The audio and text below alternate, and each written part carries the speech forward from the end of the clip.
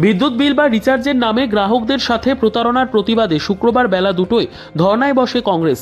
এদিন উদয়পুর জেলা কংগ্রেসের উদ্যোগে উদয়পুর মহকুমার বিদ্যুৎ দপ্তরের সিনিয়র ম্যানেজার অফিসের সামনে ধর্নায় বসেন তারা। বিদ্যুৎ মাশুল বৃদ্ধির প্রতিবাদে ধর্না অনুষ্ঠিত হয়। এই প্রতিবাদ ধর্নায় উপস্থিত ছিলেন উদয়পুর জেলা কংগ্রেস সভাপতি টিটন পাল, গোমতী জেলার যুবনেতা ইন্দ্রজিৎ দাস, ব্লক কংগ্রেস সভাপতি নিত্যগোপাল সাহা সহ কংগ্রেস দলের নেতৃত্বরা।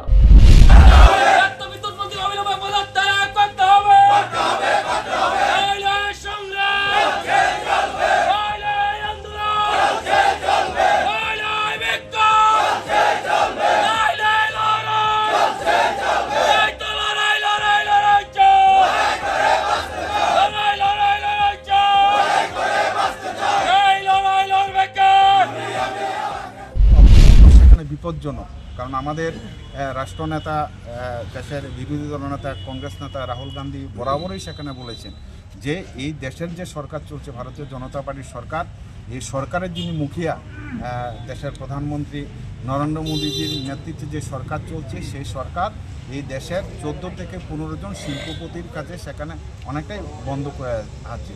অর্থাৎ এই দেশের যে সরকার, সেই সরকার সবসময় গরিবের কথা চিন্তা না করে, সাধারণ মানুষের কথা চিন্তা না করে সেখানে শিল্পপতিদের, পুঁজিপতিদের সেখানে চিন্তা করছে। গতকাল থেকে আপনারা দেখছেন সেখানে সংবাদ মাধ্যমে যে আমেরিকা আদালতে সেখানে আদানের বিরুদ্ধে সেখানে ঘুষের একটা মামলা রুজু করা হয়েছে। এই নিয়ে আজকে সারা ভারতবর্ষ কেন সারা বিশ্ব জুড়ে তার তুলফাল 1000 টাকার সেখানে কার্ড কিনে রিচার্জ করছেন। সমপরিমাণে সেখানে সেই টাকার অনুমানে সেখানে তাকে বিদ্যুৎ না দিয়ে দেখা যাচ্ছে সেখানে 100 টাকা সেখানে বিদ্যুৎ পাচ্ছেন, আর 900 টাকাই সেখানে হাবিজ করা হচ্ছে। এই সমস্ত ঘটনা নিয়ে সারা রাজ্যের যারা বিদ্যুৎ ভোক্তা রয়েছে তাদের মধ্যে একটা চরম আতঙ্ক এবং হতাশা এবং ক্ষোভ সেখানে তৈরি হচ্ছে। সেই কারণে আজকে উদয়পুর জেলা কংগ্রেসের তরফ থেকে আমরা এই মহকুমার বিদ্যুৎ দপ্তরের সামনে আমরা এসেছি। আমরা আজকে এখানে কোনো প্রতিনিধিমূলক ডেপুটেশনের কোনো ব্যাপার নেই, আমরা প্রতীকী সেখানে আমরা প্রতিবাদ করছি, ধর্ণা দিচ্ছি।